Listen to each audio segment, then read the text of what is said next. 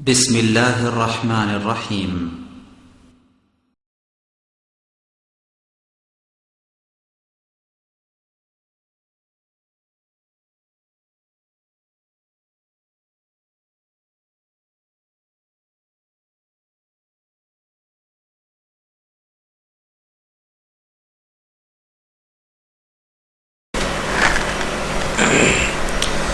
আসসালামু আলাইকুম ওয়া রাহমাতুল্লাহি ওয়া বারাকাতুহু। ইন্নাল হামদালিল্লাহ নাহমাদুহু ওয়া নাস্তাঈনুহু মান ইয়াহদিহিল্লাহু ফালা মুদিল্লা লাহু ওয়া মান ইউদ্লিল ফালা হাদিয়া লাহু ওয়া আশহাদু আন লা ইলাহা ইল্লাল্লাহু ওয়াহদাহু লা শারীকা লাহু ওয়া আশহাদু আন্না মুহাম্মাদান আবদুহু ওয়া রাসূলুহু।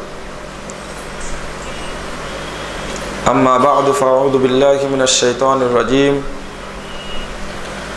لقد كان لكم في رسول الله أسوة حسنة وقال الله عز وجل قل هل ننبئكم بالأخسرين أعمالا الذين ضل سعيهم في الحياة الدنيا وهم يحسبون أنهم يحسنون صنعا। عن أبي هريرة رضي الله عنه قال قال رسول الله صلى الله عليه وسلم كل أمتي يدخلون الجنة إلا من أبى قيل يا رسول الله من يأبى قال من أطاعني دخل الجنة ومن عصاني فقد أبى رواه البخاري।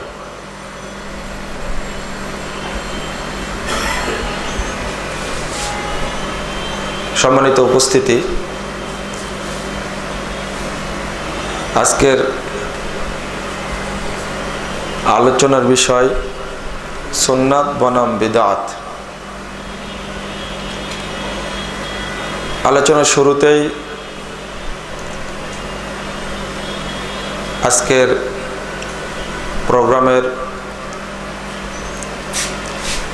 আয়োজককে আমি আন্তরিকভাবে ধন্যবাদ মোবারকবাদ জানাচ্ছি। আমি আল্লাহ রাব্বুল আলামিনের কৃতজ্ঞতা স্বীকারের পরে মুহাম্মদুর রাসূলুল্লাহ সাল্লাল্লাহু আলাইহি ওয়াসাল্লামের প্রতি দরুদ পাঠের পরে আপনাদের কৃতজ্ঞতা স্বীকার করছি। গতবার একবার সাক্ষাৎ হয়েছিল, আবারও রমজানে আপনাদের সাথে সাক্ষাৎ হলো এবং দিন সম্পর্কে দুইটি কথা বলা এবং আপনাদের শোনার যে সুযোগ হলো, আল্লাহ যে সুযোগ করে দিলেন, এজন্য আমরা শুকরিয়া আদায় করি আলহামদুলিল্লাহ।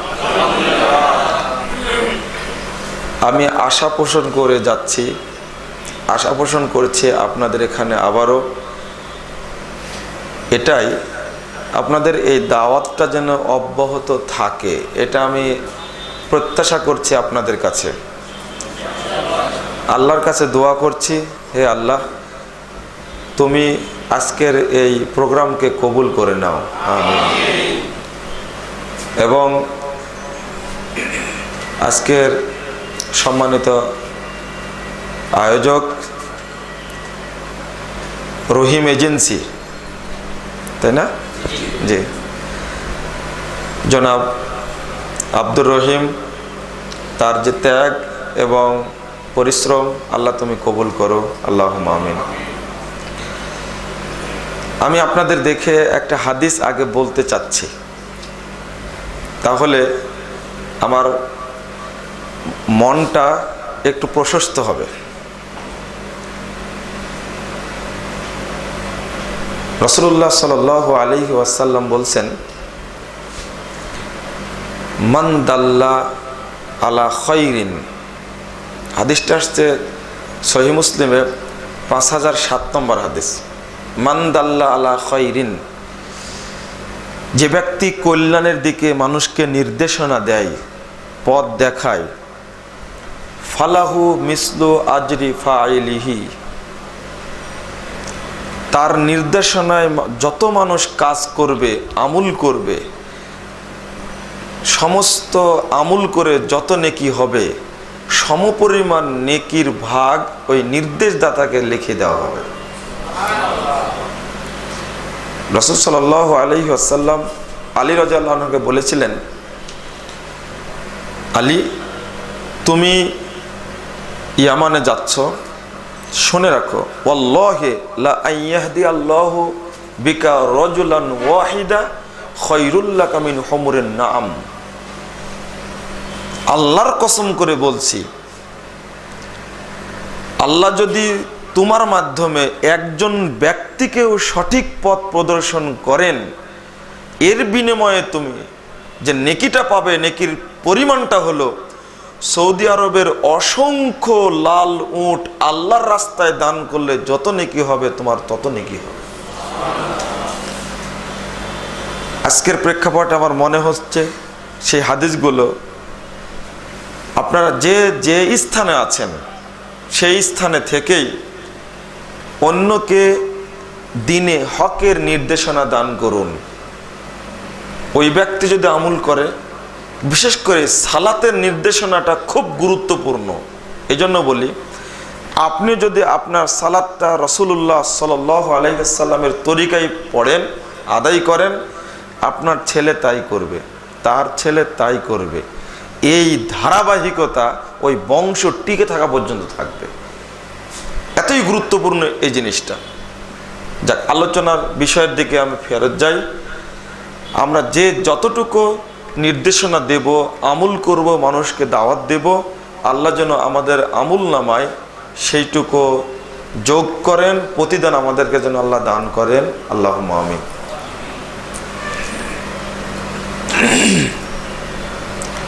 সুন্নাত অত্যন্ত গুরুত্বপূর্ণ বিষয়, কিন্তু আজকের প্রেক্ষাপটে মানুষ সুন্নাতকে বর্জন করে বেদাতকে আঁকড়ে ধরেছে, যেমন তাওহীদকে বর্জন করে শিরিক আঁকড়ে ধরেছে। আমি একটু একটু করে বলে সামনে আগানোর চেষ্টা করি।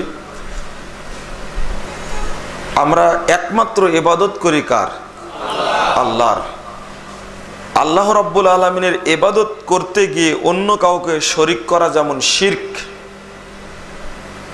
তেমনি অনুসরণীয় ব্যক্তি মাত্র একজন, তিনি হলেন মুহাম্মদুর রাসূলুল্লাহ সাল্লাল্লাহু আলাইহি সাল্লাম। যেমন আল্লাহকে এক বলে স্বীকার করি, একমাত্র তারই ইবাদত করি, অনুসরণের ক্ষেত্রে একমাত্র মুহাম্মদ সাল্লাল্লাহু আলাইহি ওয়াসাল্লামকেই অনুসরণ করতে হবে। তার বিরোধী কোনো আমল যদি আমি করি সেটা বেদাত হবে।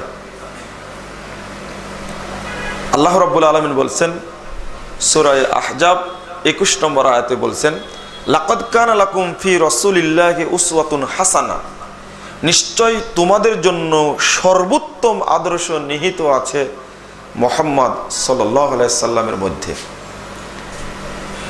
পৃথিবীর অন্য কোনো ব্যক্তি, ওই ব্যক্তি যত বড় পণ্ডিতই হোক, যত বড় দার্শনিক হোক, বৈজ্ঞানিক হোক, মনীষী হোক, ফকিহ হোক, মুহাদ্দিস হোক, যেই হন না কেন, সচিব হন, এমপি হন, মন্ত্রী হন, প্রধানমন্ত্রী হন, যেই হন না কেন, তিনি মুহাম্মদ সাল্লাল্লাহু আলাইহি ওয়াসাল্লামের চেয়ে উত্তম আদর্শের প্রতীক হতে পারবেন না। এটা আল্লাহর বাণী, পরিষ্কার। একমাত্র উত্তম আদর্শ নিহিত রয়েছে কার মধ্যে? মুহাম্মদ সাল্লাল্লাহু আলাইহি ওয়াসাল্লামের মধ্যে। সহিহ বুখারীতে একটি হাদিস বর্ণিত হয়েছে, 2য় খণ্ডের 1081 পৃষ্ঠায়। রাসূল সাল্লাল্লাহু আলাইহি ওয়াসাল্লাম বলছেন, কুল্লু উম্মতি ইয়াদখুলুনাল জান্নাহ, আমার প্রত্যেকটি উম্মত জান্নাতে প্রবেশ করবে। কথাটা খুব ভালোই ছিল। পরের বাক্যটি আসছে, ইল্লা মান আবা, তবে যে আমাকে মানে না সে জান্নাতে যাবে না। সাহাবীরা আশ্চর্য হয়ে জিজ্ঞেস করলেন, ইয়া রাসূলুল্লাহ মাই আবা, আপনাকে আবার মানে না কে? আমরা তো সবাই আপনার অনুসরণ করি।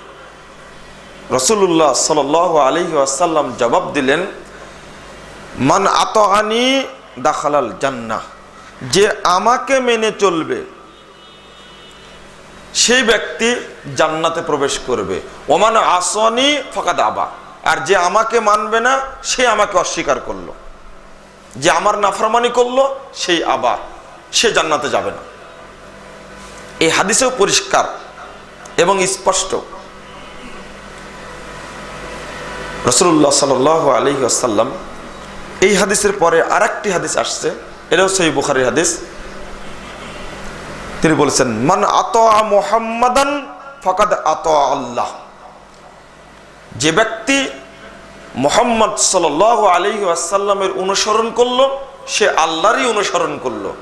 ওমান আসা মুহাম্মাদান ফাকাদ আসাল্লাহ, যে ব্যক্তি মুহাম্মাদের বিরোধিতা করলো ওই ব্যক্তি আল্লাহর বিরোধিতা করলো। এর পরের বাক্যটি অত্যন্ত শক্ত, ওয়া মুহাম্মাদুন ফারাকুম বাইনান নাস, জেনে রাখো একমাত্র মুহাম্মদই হলেন হক এবং বাতিলের পার্থক্যকারী মানদণ্ড, অন্য কেউ নয়। তিনি যেটা বলবেন সেটা হক, যেটা নির্দেশ দিবেন সেটা পালনীয়, যেটা নিষেধ করবেন তা বর্জনীয়, অন্য কেউ নন, একমাত্র মুহাম্মদুর রাসূলুল্লাহ সাল্লাল্লাহু আলাইহি সাল্লাম। সূরা নিসা ৮০ নম্বর আয়াতে আল্লাহ বলছেন, মান আতা আল্লাহ মাইয়ুতিউর রাসূল ফাকাদ আতা আল্লাহ, যে ব্যক্তি মুহাম্মদ সাল্লাল্লাহু আলাইহি ওয়াসাল্লামের অনুসরণ করলো সে যেন আল্লাহরই অনুসরণ করলো। প্রশ্ন হলো যে আমরা জানলাম একমাত্র কাকে মানতে হবে? মুহাম্মদ সাল্লাল্লাহু আলাইহি ওয়াসাল্লাম, তার সুন্নাতকেই মানতে হবে। ভালোবাসার দিকটা একটু পরে নিয়ে আসি। মুহাম্মদ ব্যতীত আমি ইতিপূর্বের কোনো নবীর অনুসরণ করতে পারবো কি? না। একটা হাদিস অনুবাদ করে একটু শোনেন, সে যেই হোক না কেন, আদম আলাইহিস সালাম, নূহ, ইব্রাহিম, মুসা, ঈসা আলাইহিমুস সালাম, এই সমস্ত বড় বড় নবীদেরও কি অনুসরণ করা যাবে? না। রাসূল সাল্লাল্লাহু আলাইহি সাল্লাম একদিন বসে আছেন, এই হাদিসটি বর্ণিত হয়েছে দারেকুতনির মধ্যে আসছে ২১০ নম্বর হাদিস। ইতিমধ্যেই ওমর রাদিয়াল্লাহু আনহু তিনি তাওরাতের একটা নুসখা, তাওরাত নাজিল হয়েছিল মুসা আলাইহিস সালামের উপরে, নিয়ে এসে বলছেন, ইয়া রাসূলুল্লাহ হাদিহি নুসখাতুম মিনাত তাওরাত, আল্লাহ রাসূল এটা তাওরাতের নুসখা। দেখার পরে ফাসাকাতা রাসূলুল্লাহ সাল্লাল্লাহু আলাইহি ওয়াসাল্লাম, আল্লাহ রাসূল চুপে গেলেন। ফাজালা ইয়াকরা, ওমর ফারুক পড়া শুরু করলেন। ফাতাগাইয়ারা ওয়াজহু রাসূলিল্লাহ সাল্লাল্লাহু আলাইহি ওয়াসাল্লাম, ওমর রাদিয়াল্লাহু আনহুর পড়া দেখে আল্লাহর নবীর রাগে তার চেহারা পরিবর্তন হয়ে গেছে, লাল হয়ে গেছে। তখন আবু বকর বলছেন, সাকিলাতকা সাওয়াকিলিয়া ওমর, ওমর তোমার ধ্বংস হোক, তুমি ধূলিসাৎ হয়ে যাও। আর তারা মাবি ওয়াজহি রাসূলিল্লাহ সাল্লাল্লাহু আলাইহি ওয়াসাল্লাম, তুমি কি দেখছো না রাসূলের চেহারার দিকে অবস্থাটা কি? ফানাজারা ওমর ইলা ওয়াজহি রাসূলিল্লাহ সাল্লাল্লাহু আলাইহি ওয়াসাল্লাম, এরপরে ওমর রাদিয়াল্লাহু আনহু রাসূলের চেহারার দিকে তাকালেন। তাকানোর পরেই বলছেন, আউযু বিল্লাহি মিন গাযাবিল্লাহ ওয়া মিন গাযাবি রাসূলি, রাদিনা বিল্লাহি রাব্বান ওয়া বিল ইসলামি দীনা ওয়া বি মুহাম্মাদিন নাবিয়্যা। বলছেন, চটচট করে বলে দিলেন, আমি আল্লাহর অভিশাপ থেকে, মুহাম্মদ সাল্লাল্লাহু আলাইহি সাল্লামের রাগান্বিত হওয়া থেকে আল্লাহর কাছে পরিত্রাণ চাচ্ছি। আল্লাহকে রব হিসাবে পেয়ে, ইসলামকে দিন হিসাবে পেয়ে এবং মুহাম্মদ সাল্লাল্লাহু আলাইহি সাল্লামকে নবী হিসাবে পেয়ে আমি সন্তুষ্ট।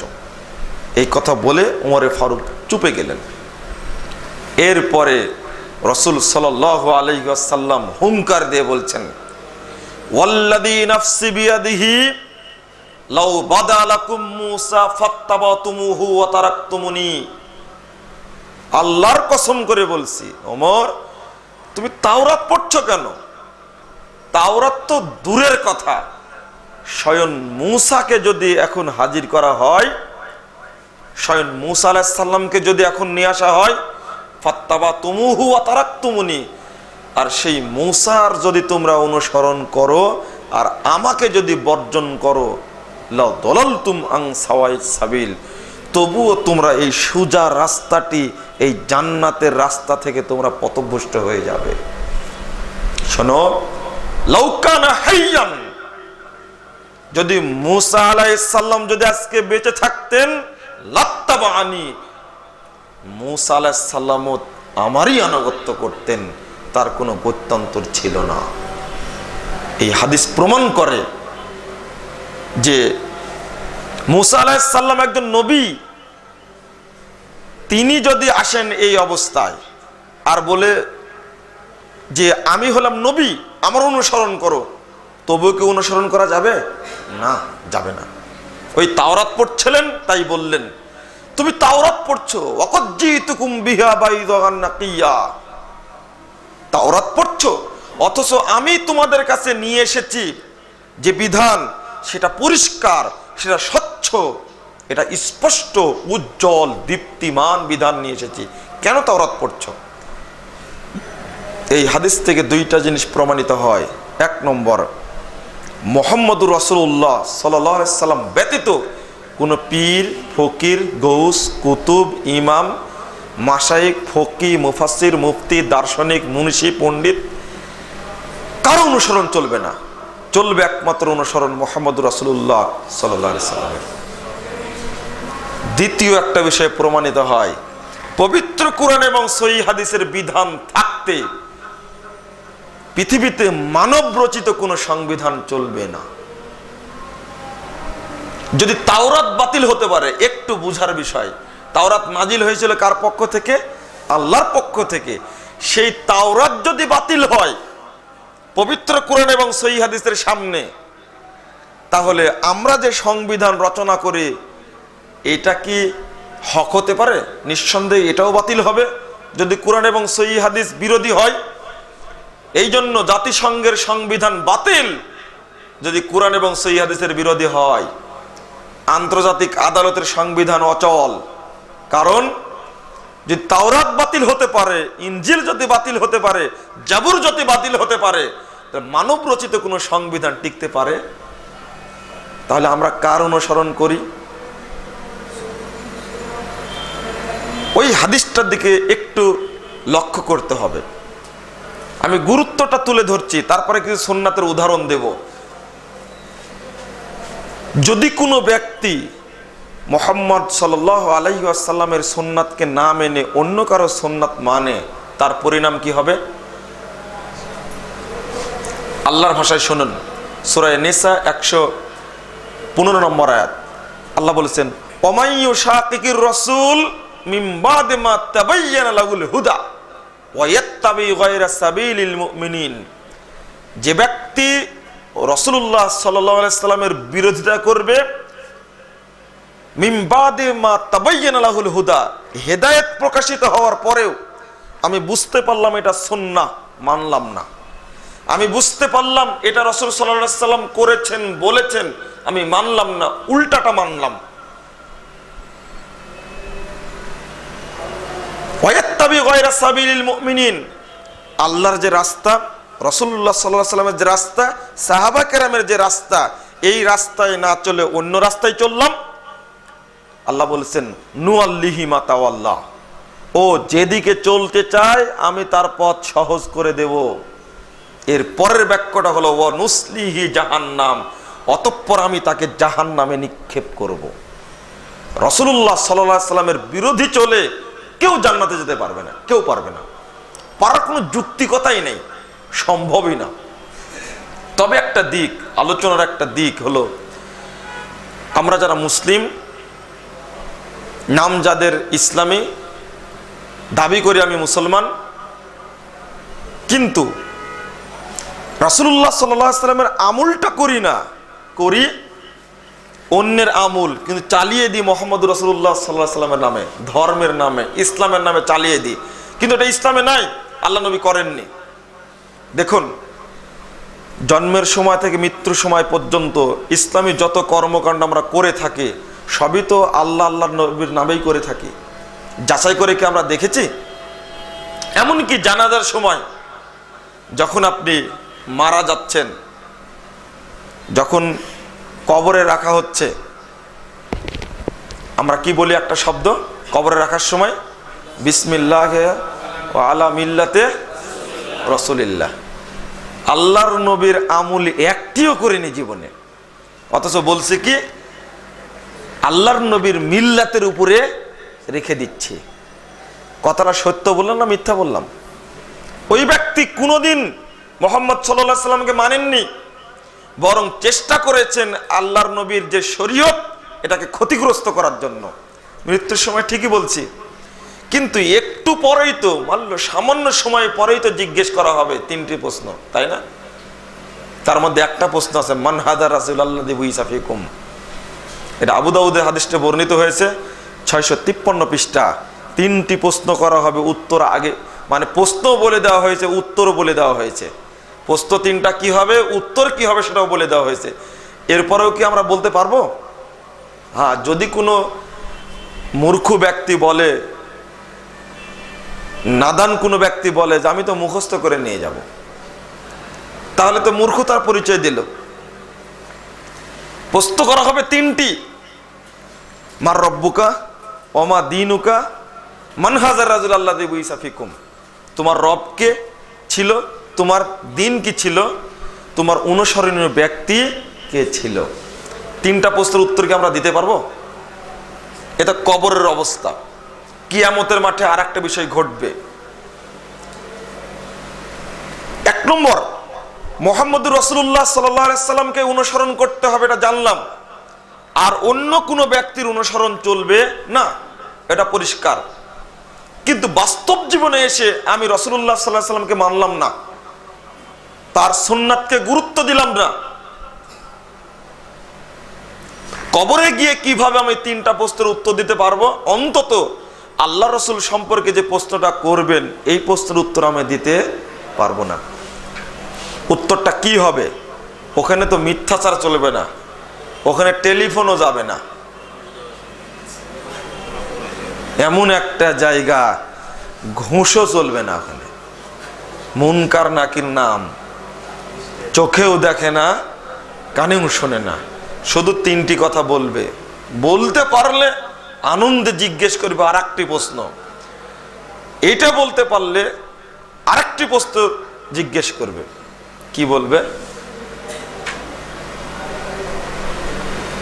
প্রশ্ন করবে মা ইউদ্রিকা, তোমাকে কে জানালো এগুলো? উত্তর দিতে পারলে তখন দাপটের সঙ্গে বলবেন করার তো কিতাব আল্লাহ। আরে আমি তো কিতাব পড়েছিলাম, আল্লাহর কোরআন পড়েছিলাম। ওয়াসাদ্দাকতু বিহি ওয়া আমানতু, আমি তাকে সত্যায়ন করেছিলাম, তার প্রতি ঈমান এনেছিলাম। এই কথা বলার পরে আরেকটি প্রশ্ন করবে হাল রাইত আল্লাহ, তাহলে কি তুমি আল্লাহকে দেখেছো? তখন ওই ব্যক্তি বলবে না, ওহ নূর লা ইউরা, আল্লাহ তো নূর, আল্লাহ তো দেখা যাবে না, মানে পৃথিবীতে কেউ আল্লাহকে দেখতে পাবে না, কিয়ামতের মাঠে দেখতে পাবে। দেখেন আনন্দের সাথে 2টা প্রশ্ন আরো অতিরিক্ত করা হবে, ভাইবার মতো। যে বেশি পারে প্রশ্ন করতেই থাকে। আর এই 3টি প্রশ্ন উত্তর না দিতে পারলে দিবেন কিভাবে আপনি?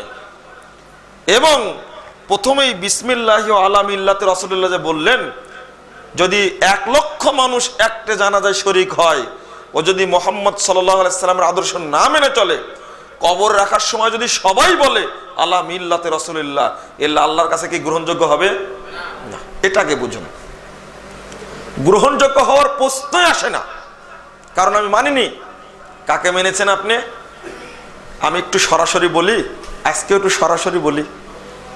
একটা পাশ্চাত্যের একটা ফতোয়া আমাদের দেশে চালু আছে, religion should not be allowed to come into politics, it is merely matter between man and God. ধর্ম রাজনীতিতে ঢোকার অধিকার রাখে না। এটা মানুষ আর ঈশ্বরের মধ্যে আধ্যাত্মিকতার বিষয়, নম নম করার বিষয়। মসজিদে একটু বসে থাকবে, তসবি টিপবে, এটাই। ধর্ম কেন অর্থনীতিতে আসবে, ধর্ম কেন রাজনীতিতে আসবে, ধর্ম কেন রাষ্ট্রনীতিতে যাবে? এই যে ফতোয়াটা ইংরেজরা দিয়েছে, ব্রিটেনপন্থীরা দিয়েছে, এই ইহুদি খ্রিস্টানদের শিখানো বলি এই ফতোয়া আমাদের দেশের মুসলিম রাজনীতিবিদরা গ্রহণ করেছে। পার পাওয়া যাবে? একটু ফারাক করে দিই। আমরা তো সালাত আদায় করি, সিয়াম পালন করি, একটু বুঝি। বুঝ দেওয়ার দায়িত্ব আমার, আমল করার দায়িত্ব আপনাদের। একজন ব্যক্তি মসজিদে সালাত আদায় করে, কিন্তু ব্যবসা করতে গিয়ে ও কারণ মানে সুদখোরও।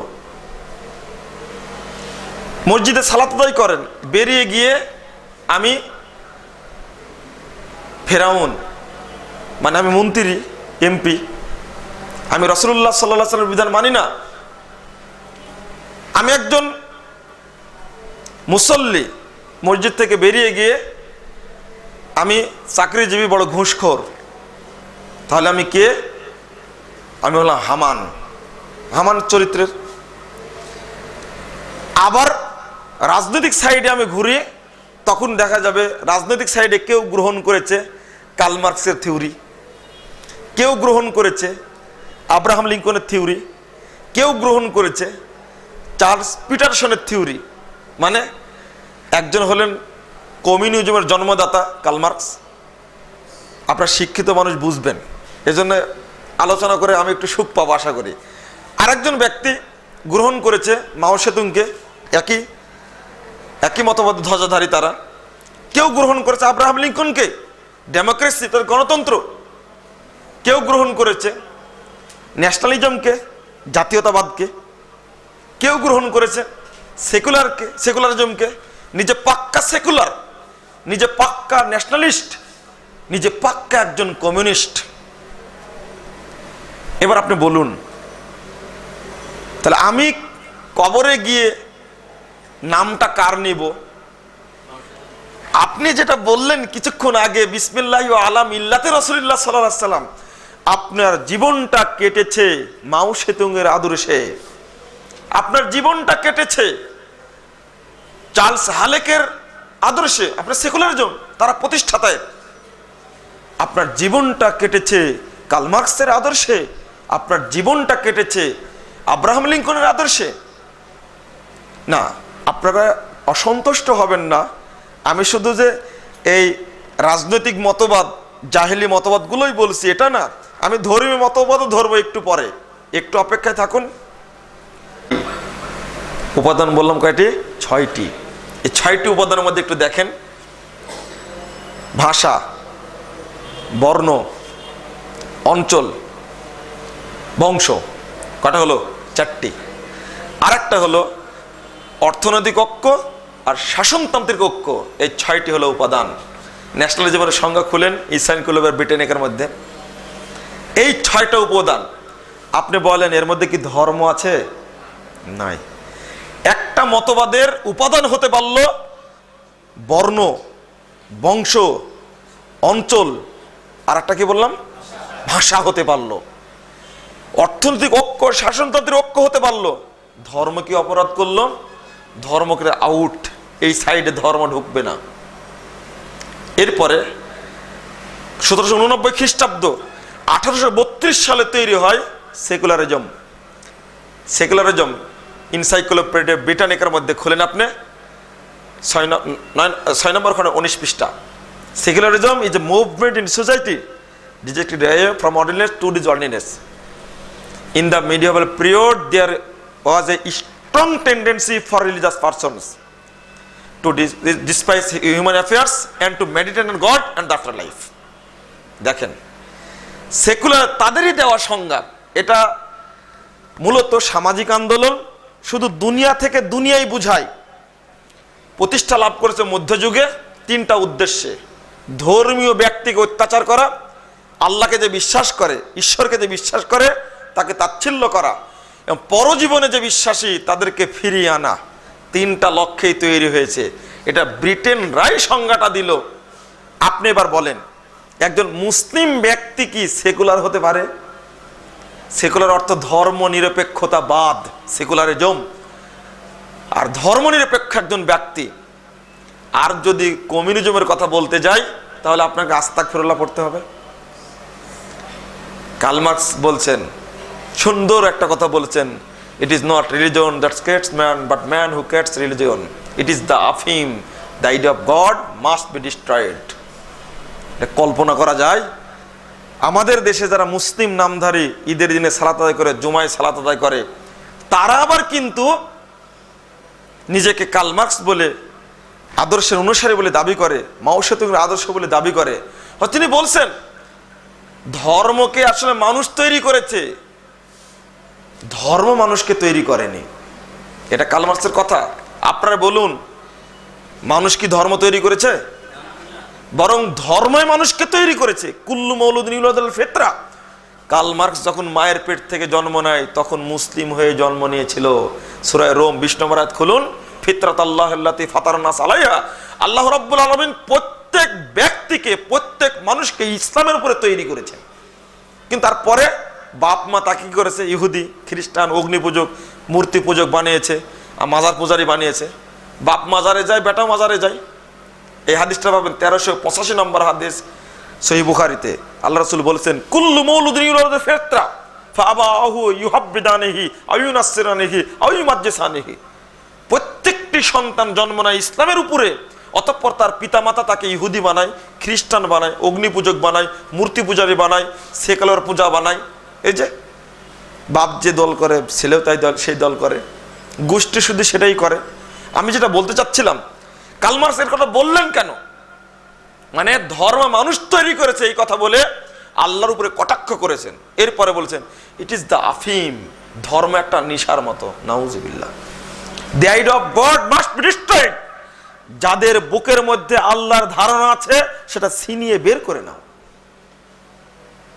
আল্লাহর ধারণাকে উৎখাত করেছে 1846 সাল এই মতবাদের জন্ম। এরপরে একটি শুনুন, এঙ্গেলস যে কথাটা বললেন সেই কথাটা তো মেনে নেওয়ার মতো কথা না। The first word of religion is a lie to faith of Allah. আল্লাহর প্রতি বিশ্বাস ধর্মের প্রথম বাক্যটি মিথ্যা কথা। আমরা কি বলি প্রথমে? আমান্তু বিল্লাহি ওয়া মালাইকাতিহি ওয়া কুতুবিহি ওয়া রুসুলিহি, তাই না? এই যে প্রথম যে কথা বলি আল্লাহর প্রতি বিশ্বাস, লা ইলাহা ইল্লাল্লাহ, এই যে কথাটা বলি, এঙ্গেলসের দাবি হলো এই প্রথম কথাটি মিথ্যা কথা। নাউজুবিল্লাহ। অথচ আমি যাই নামাজ নেই, ঈদের মাঠে যাই, আমি একজন কার্ল মার্কসের আদর্শ বিশ্বাসী। আমি শুধু ওটাই বলবো না, আমরা স্লোগান দিই যে আমি মুজিবীয় আদর্শে শিখত, আমি জিয়ার আদর্শে শিখত, বলি না আমরা? এটা একটা দিক বলে রাখলাম। তাহলে মরার সময় আপনাকে বলতে হবে বিসমিল্লাহ আলা মিল্লাতে কার্ল মার্কস, বিসমিল্লাহ আলা মিল্লাতে আব্রাহাম লিঙ্কন। বলেন এটা? তা কি বলবো কি আসলে? না। বক্তব্যে কি ভয় পাচ্ছেন আপনারা? আমি বুঝার জন্য বলছি, যদি নাও বলতে পারে ঘরের মধ্যে তো। আর একটা দিক শুনেন, আর একটা, আমরা টুপিওয়ালা দাড়িওয়ালা মানুষ, এদেশের অসংখ্য মানুষ মুহাম্মদুর রাসূলুল্লাহ সাল্লাল্লাহু আলাইহি সাল্লামকে অনুসরণ করে না, অথচ সালাত আদায় করে, ভক্তি আছে মুহাম্মদের প্রতি। কেউ দেখেন ইন্ডিয়ায় 1920 সালে তৈরি হয়েছে ইলিয়াসি তাবলিগ, তাই না? তাবলিগ জামাত, ইলিয়াস সাহেবের অনুসরণ করে, যা সেখানে লেখা সেটাই মানবেন। আমাদের প্রধানমন্ত্রী পর্যন্ত মাছ ভান্ডারি পীরের মুরিদ। কিছুদিন আগে দেখলেন না পত্রিকায় বড় ছবি আসলো, মাঝখানে পীর সাহেবের কথা আসলো, তোমরা আমার কাছে সাহায্য চাও, আমরা তোমাদের সাহায্য করব, আর আমার এটা বজায় থাকবে কিয়ামত পর্যন্ত। মানুষ সাহায্য করতে পারে অপরকে? কিভাবে বলতে পারে এটা? একদিকে প্রধানমন্ত্রীর ছবি, একদিকে রাষ্ট্রপতির ছবি, আর মাঝখানে এই কথাগুলো আসছে। তিনি মাঝভান্ডি পীরের মুরিদ। কেউ বলি ফুলতলি, কেউ বলি চন্দ্রপড়ি, কেউ বলি ফুরফুরা, কেউ বলি আটরশি, কেউ বলি দেওবন্দি, কেউ বলি বেরলভি, কেউ বলি চিস্তিয়া, কেউ বলি মুজাদ্দিদিয়া, কেউ বলি নকশাবন্দিয়া, কেউ বলি কাদারিয়া, কেউ বলি শরীয়ত, কেউ বলি হাকিকত, কেউ বলি মারেফত, কেউ বলি তরিকত, বলছি না? কেউ বলি হানাফি, কেউ বলি শাফি, কেউ বলি মালিকি, কেউ বলি হাম্বলি, কেউ বলি শিয়া, কেউ বলি খারেজি, কেউ বলি জামিয়া, কেউ বলি মুতাজিলা, কেউ বলি মুজাসসিবা। আরো বলবো, কত নেবেন আপনি? কিন্তু একজনও যে বলে না আমি মুহাম্মাদি, বলে কি কেউ? না, বলার লোক নাই। আপনি যাবেন কোথায়? এক একটা আদর্শ চলছে, মৃত্যুর সময় কি বলবে? বিসমিল্লাহি ওয়া আলা মিল্লাতে রাসূলুল্লাহ। এটা কি সম্ভব? এই যে সাক্ষীটা দিলাম, একটু পরে তো জিজ্ঞেস করবে মুনকার নাকির, তুমি কার অনুসরণ করেছিলে?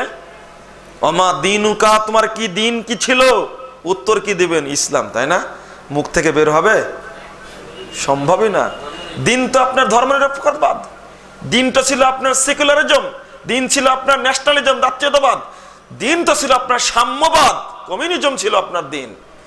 এদিকের দিন যদি বলে, দিন তো ছিল আপনার তাবলিগ, দিন তো ছিল আপনার চরমোনাই, দিন তো ছিল আপনার ফুলতলি, দিন তো ছিল আপনার চন্দ্রপুরী, দিন তো ছিল আপনার দেওবন্দি, দিন তো ছিল আপনার বেরলভি, দিন তো ছিল হাকিকত, দিন তো ছিল শরীয়ত, দিন তো ছিল চিস্তিয়া, দিন তো ছিল নকশাবন্দিয়া, দিন তো ছিল কাদারিয়া।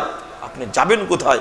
দিন তো ছিল হানাফি, দিন তো ছিল মালিকি, দিন তো ছিল হাম্বলি, দিন তো ছিল কি বলে শাফি, দিন তো ছিল খারেজি, দিন তো ছিল শিয়া, দিন তো ছিল আপনার মুজাসসিমা, দিন তো ছিল মুতাজিলা, দিন তো ছিল জাহমিয়া। আপনার দিন ইসলাম ছিল কখন? তাহলে দিনের ব্যাপারেও আমরা ধরা খেয়ে যাব। বন্ধুরা আমার, এইটা তো কবরের অবস্থা, বলতে পারবো না, অসম্ভব, বলা যাবে না যে আমার দিন ছিল ইসলাম, বলা যাবে না। আগে ইসলামের উপর প্রতিষ্ঠিত থাকবে। আপনাদের একটা কনফিউজ হতে পারেন আপনার একটা বিষয়ে, আমি তো সালাতও আদায় করছি আবার ঘুষ খাচ্ছি, তাতে সমস্যাটা কি? না, দুইটা জিনিস একসঙ্গে চলে না। একদিকে পানি সেচবেন আর একদিকে বাঁধটা খুলে দিবেন, এটাকে করবে কি? কেউ করবে না এটা। একদিকে আপনি দুধ রাখবেন আর আরেকদিকে আপনি গরুর পেশাব রাখবেন, চলবে না, নষ্ট হয়ে যাবে। মানে একদিক থেকে আপনি দুধ এক ডামে ঢালছেন আর একদিক থেকে পেশাব ঢালছেন, চলবে না।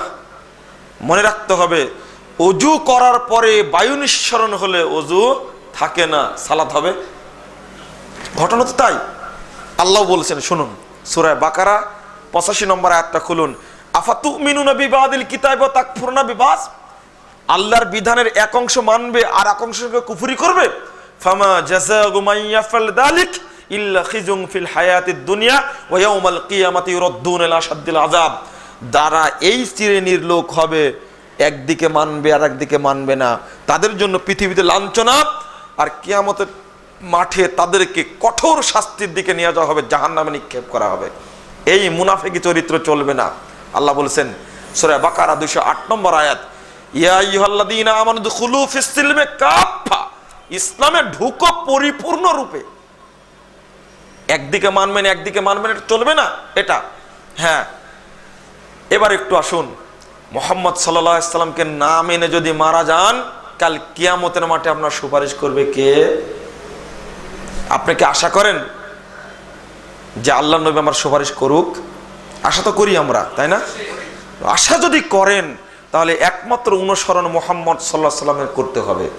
আল্লাহ বলেছেন, যদি না করে কেউ, আপনি কারোর অনুসরণ করেন, আল্লাহর নবী একটা বললেন আমি মানলাম না, কিন্তু আরেকজন পীর সাহেব বললেন ওটা মানলাম, ইমাম সাহেব কি বলেছেন ওটা মানলাম, খতিব কি বলেছেন ওটা মানলাম, বক্তা কি বলেছেন ওটা মানলাম, কখনো যাচাই করে দেখলাম না। আল্লাহ বলেছেন, ইয়াউমা ইয়াউদ্দু যালিমু ইয়াদাইহি ইয়াকুলু ইয়া লাইতানি ইত্তাখাযতু মা'আর রাসূলি সাবিলা, সূরা ফুরকান 27 এবং 28 নম্বর আয়াত। কাল কিয়ামতের মাঠে ওই জালেম আঙ্গুল কামড়াবে, হাত কামড়াবে, জাহান্নামের দিকে ধাবিত করা হবে যখন পিটায়া, তখন আঙ্গুল কামড়াবে আর বলবে, ইয়াকুলু বলবে, ইয়া লাইতানি ইত্তাখাযতু মা'আর রাসূলি সাবিলা, হায় আক্ষেপ, যদি মুহাম্মদ সাল্লাল্লাহু আলাইহি সাল্লামের রাস্তায় চলতাম, তাকে যদি মানতাম কতই না ভালো হতো, লাভ হবে। এর পরের বাক্যটি বলবে, ইয়া ওয়াইলাতা লাইতানি লাম আত্তাখিজ ফুলানান খলিলা, হায় আক্ষেপ, যদি অমুক ব্যক্তিকে না মানতাম তাহলে কতই না ভালো হতো। মানে আপনি কার অনুসরণ করেছেন কিয়ামতের মাঠে মনে পড়বে। আপনি কার মুরিদ ছিলেন কাল কিয়ামতের মাঠে মনে পড়বে আপনার। আল্লাহর নবী সবচেয়ে ভক্তির অধিকারী রাখেন। ভক্তি কিসের? যখন বলবে লা ইলাহা ইল্লাল্লাহ মুহাম্মাদুর রাসূলুল্লাহ তখন চুমুক হয়, এটা ভক্তি? এটাই তো দেখাই আমরা। মুনাজাত করছি আমরা, শরীয়ত সমর্থিত না। সালাতের পরে একটু সময় চুপ করে থেকে পরবর্তী বাহাক্কে লা ইলাহা ইল্লাল্লাহ মুহাম্মাদুর রাসূলুল্লাহ শব্দ শোনা যায় না? যেটা করলাম, করে মহব্বত করলাম মুহাম্মদ সাল্লাল্লাহু আলাইহি সাল্লামকে, এটাও তো বিদআত একটা, তাই না? ঈদে মিলাদুন নবীর দিনে দেখেন তো পতাকা নিয়ে কি দারুণ মিছিল করা হয়। সালাম দিতে গেলেই দেখবেন যে আগে 2 হাত লাগিয়ে দিয়েছে, অথচ 1 হাতে মুসাফা হবে। আমি বলছি মুহাম্মদ সাল্লাল্লাহু আলাইহি সাল্লামকে ভালোবাসা হচ্ছে, ভক্তি করা হচ্ছে একদিক থেকে, কিন্তু ভক্তিটা কিসের? মুহাম্মদ নামের, তার আদর্শের ভক্তি নেই। যদি উমরে ফারুক রাদিয়াল্লাহু আনহু তিনি যদি টিকতে না পারেন, তাহলে আপনি টিকবেন কি করে? সুন্নাতের অনুসরণ করবেন কি করে? কাল কিয়ামতের মাঠে যদি মুহাম্মদ সাল্লাল্লাহু আলাইহি সাল্লামকে না পান, আপনার সুপারিশ কেউ করবে না। যুক্তি নেই সুপারিশ করার, বাঁচার কোনো পথ নেই। আমাকে বাঁচতে হবে, একমাত্র ব্যক্তি মুহাম্মদ সাল্লাল্লাহু আলাইহি সাল্লামকে অনুসরণ করতে হবে, বিকল্প কোনো পথ নেই। কালকে মনে পড়বে, আজকে আমার কাছে স্বীকার করছেন না, আপনি বলছেন না, কিন্তু আপনার অন্তরে একজন ব্যক্তিকে অনুসরণ করেন, মুহাম্মদকে মানেন না। কাল কিয়ামতের মাঠে ওই ব্যক্তির কথা মনে পড়বে। আল্লাহ নিজেই বলেছেন লাম আত্তাখিজ ফুলানাল খলিলা। ওই ব্যক্তি বলবে হায় আক্ষেপ, আমার জীবনের সব শেষ হয়ে গেল, যদি অমুক ব্যক্তির অনুসরণ না করতাম কতই না ভালো হতো। ওয়াকাদ আদাল্লানি আনি যিকরি মিন বাদে জাআনি। নিজেই স্বীকার করবে যে আমার কাছে হক এসেছিল, হক আসার পরে সেটা মানেনি, ওই ব্যক্তি আমাকে পথভ্রষ্ট করেছিল। আমি আজকে কোরআন এবং সহিহ হাদিসের দৃষ্টিতে বলে যাচ্ছি, আপনি মানলেন না, দলিলের ভিত্তিতে বললাম, মানলেন না আপনি, কাল কিয়ামতের মাঠে টিকা যাবে না। ভালোবাসা কাকে বলে? ভালোবাসাটা একটু বুঝতেই, সহিহ বুখারী 6632 নম্বর হাদিসটি, রাসূল সাল্লাল্লাহু আলাইহি সাল্লাম একদিন চলছেন, ও আখিজুন বিয়াদি উমর ইবনে খাত্তাব, ওমর রাদিয়াল্লাহু আনহুর হাত ধরে চলছেন রাস্তায়, চলার সময় এবার যখন আল্লাহর নবী এতগুলো মানুষের মধ্যে ওমর রাদিয়াল্লাহু আনহুর হাত ধরে হাতের মধ্যে হাত দিয়ে চলছেন, তখন ওমরের মনটা কেমন হবে বলেন? এত বড় একজন ব্যক্তি আর এতগুলো মানুষের মধ্যে ওমর রাদিয়াল্লাহু আনহুর হাত ধরে যখন চলছেন, মনটা কি হতে পারে? তখন আল্লাহ রাসূলকে বলেছেন, ইয়া রাসূলুল্লাহ আনতা আহাব্বু ইলাইয়া মিন কুল্লি শাইইন ইল্লা নাফসি। আল্লাহ রাসূল, আপনি আমার কাছে পৃথিবীর সব কিছুর চেয়ে প্রিয় ব্যক্তি আপনি, তবে আমার মনের চেয়ে না, আমার জীবনের চেয়ে না। তখন আল্লাহ রাসূল বলেছেন, লা ইয়া ওমর, ওমর তুমি এখনো মুমিন হতে পারোনি। ওমর এটা অন্য কেউ না।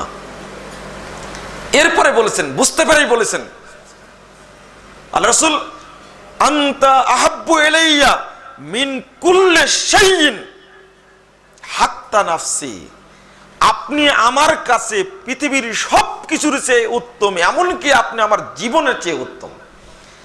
তখন রাসূল সাল্লাল্লাহু আলাইহি ওয়াসাল্লাম বলেছেন, ওয়াল্লাযী নাফসি বিয়াদিহি ইয়া ওমর আল আন। আল্লাহর কসম করে বলছি ওমর, আগে মুমিন হতে পারোনি, তুমি এখন মুমিন। তার অর্থ কি বুঝলেন? চুমু খাওয়া? আমার নেতা, তোমার নেতা, বিশ্ব নবী মোস্তফা স্লোগান দেওয়া না, প্রমাণ করে দেখাতে হবে। আমি মাঝে মাঝে বলছি কিছু কথা, যে আমরা ভক্তি দেখাই কিসে? মুখে। ভক্তি দেখাতে হবে মূলত আমলে। বিশেষ করে শ্রেষ্ঠ ইবাদত কি বলুন তো? সালাত, তাই না? এর চেয়ে বড় ইবাদত নেই। বাংলাদেশের অধিকাংশ মানুষ প্রায় মসজিদে সালাত চলে, এই সালাত রাসূলুল্লাহ সাল্লাল্লাহু আলাইহি ওয়াসাল্লামের সালাত নয়। অথচ সূত্র সহিহ বুখারীর 631 নম্বর হাদিসটা খুলুন, মূল বুখারীর 88 পৃষ্ঠা। আল্লাহ নবী বলে দিলেন, সল্লু কামা রাআইতুমুনি উসাল্লি। তোমরা সালাত আদায় করো ওইভাবে যেভাবে আমাকে সালাত আদায় করতে দেখছো। নবী ইব্রাহিমের তরিকাতেও সালাত আদায় চলবে না, প্রথম খলিফা আবু বকর রাদিয়াল্লাহু আনহুর তরিকাতেও সালাত আদায় চলবে না। আজকে যদি কোনো ব্যক্তি রাসূলের সুন্নাতকে প্রত্যাখ্যান করে, যদি ইমাম সাহেবের রীতিতে সালাত আদায় করে, সালাত হবে এমন সালাত, এটা বীজগণিতের সূত্রের মতো। 2 আর 2 কত হয়? 2 আঙ্গুল আর 2 আঙ্গুল কত হয়? পৃথিবীতে যে কোনো 2 সংখ্যা দিয়ে 2 সঙ্গে গুণ দিলে কত হবে? 4 হবে, তাই না? ঠিক সল্লু কামা রাআইতুমুনি উসাল্লি, তোমরা ওইভাবেই সালাত আদায় করো যেভাবে আমাকে সালাত আদায় করতে দেখছো। এই সালাত ফরজ সালাত, এই সালাত সুন্নাত, নফল, জানাজা, ইদাইন, তারপরে আপনার তারাবি, তাহাজ্জুদ, বেতের যত সালাত আছে সব সালাত আদায় করতে হবে একজন ব্যক্তির নীতিতে। তিনি কে? মুহাম্মদুর রাসূলুল্লাহ সাল্লাল্লাহু আলাইহি ওয়াসাল্লাম। অন্য কারো নীতিতে চলবে? চলবে না, চলার প্রশ্নই আসে না। কিন্তু আমাদের দেশে যে সালাত চলছে, আপনি দেখলেন জাল হাদিসের কবলে রাসূলুল্লাহ সালাত, এই বইটা পড়ে একজন ডিসি সাহেব, তিনি ডিসি, আমি ওই সম্পর্কে লিখছি, ভূমিকার মধ্যে হয়তো পড়েছেন, সব শ্রেণীর মানুষকে আমি অন্তর্ভুক্ত করেছি। তিনি পড়ে বলছেন যে বইটি পাওয়ার আগে মারা গেলে আমি তো জান্নাত পেতাম না। তো আলহামদুলিল্লাহ আপনি পড়েছেন, এজন্য আমি আপনাকে আমার পক্ষ থেকে আন্তরিক মুবারকবাদ জানাই। চেঞ্জ করেন জীবনটা। চেঞ্জ করতে গিয়ে তো সমস্যা। মসজিদে গিয়ে যখন ডিসি সাহেব দেখবে সালাত আদায় করছেন, তখন অবস্থাটা কি হতে পারে?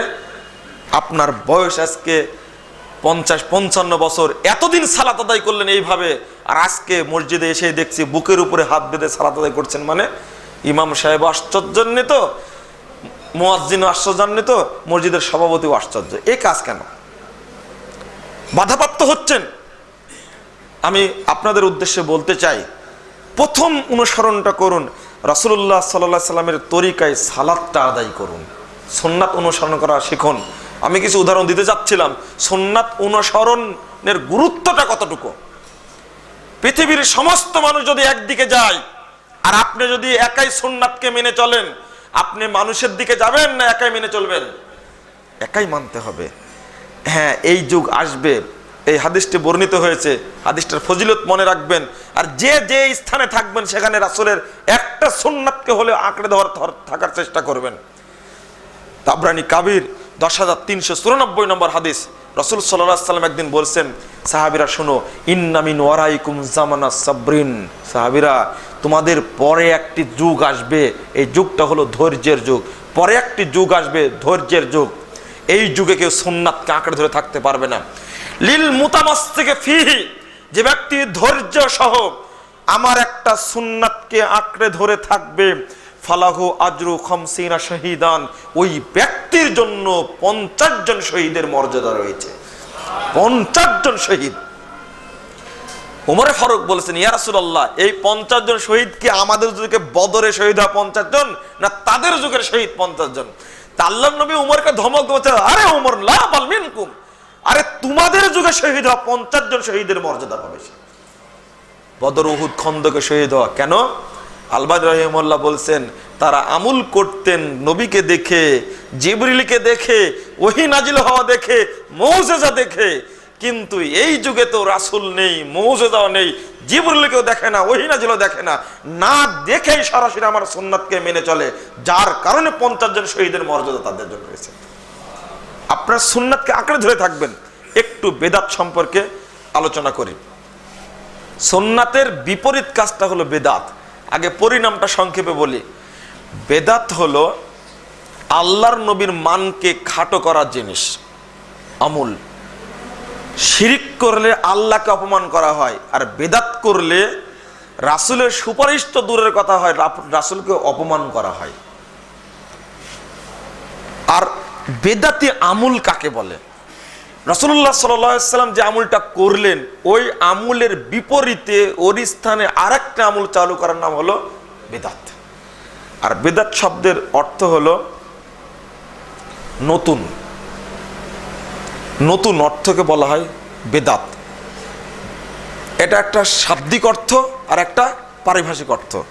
মনে করুন এই মাউথপিসটা, এটা রাসূলের যুগে ছিল না, তাহলে শাব্দিক অর্থে এটাও বেদাত। চশমা রাসূলের যুগে ছিল, এটা ছিল না।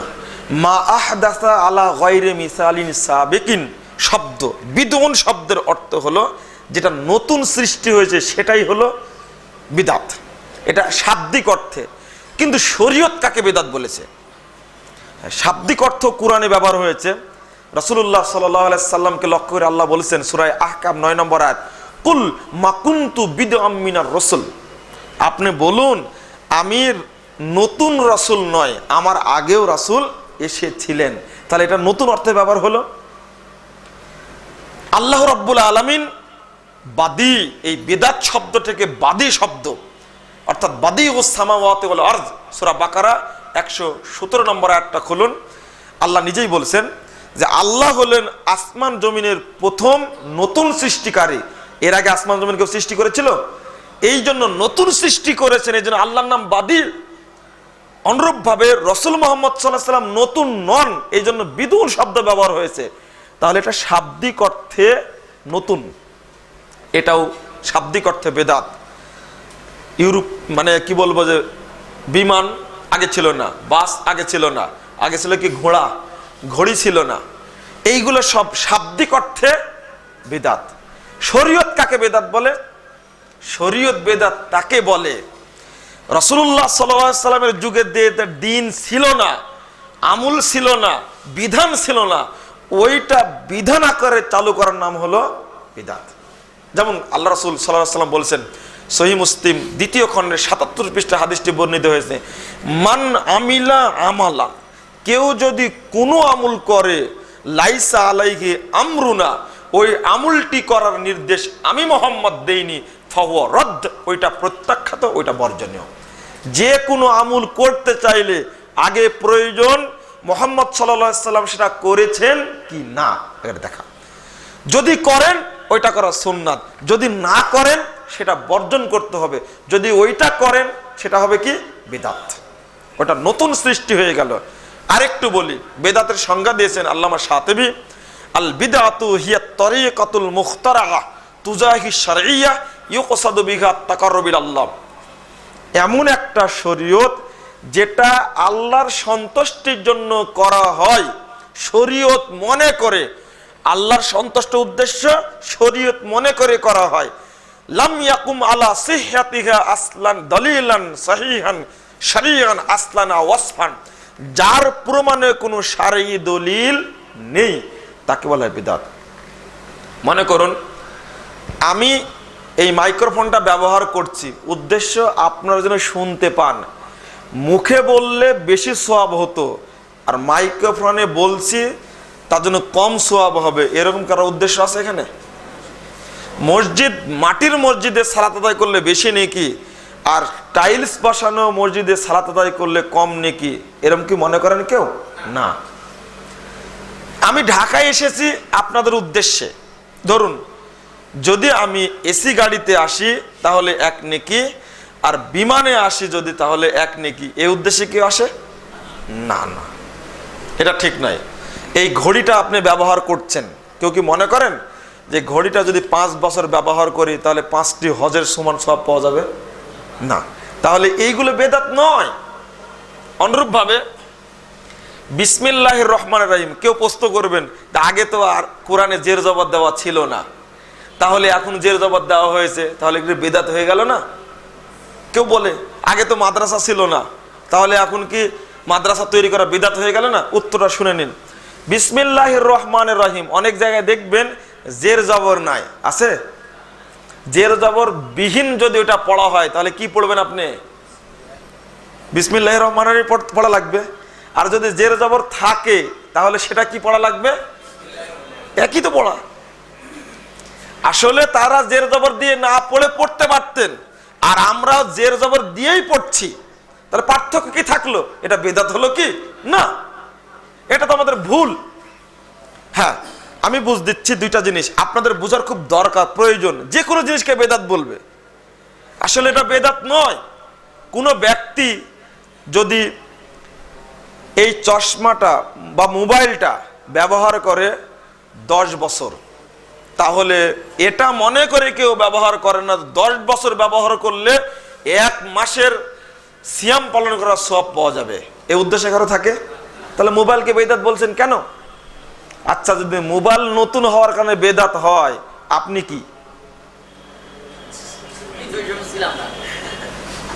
আপনি নিজে চিন্তা করুন, এটা রাসূলের যুগে ছিল না, না থাকার কারণে কি বেদাত? তাহলে আপনি কি? আপনি কি রাসূল সাল্লাল্লাহু আলাইহি ওয়াসাল্লামের যুগে ছিলেন? তাহলে আপনার গোটাটারে বেদাত না, এটা না, এটা বুঝটা ঠিক না। শরীয়তের চোখে বেদাত কোনটা? বেদাত আপনিও জানেন, আমিও জানি, স্বীকার করতে চাই না।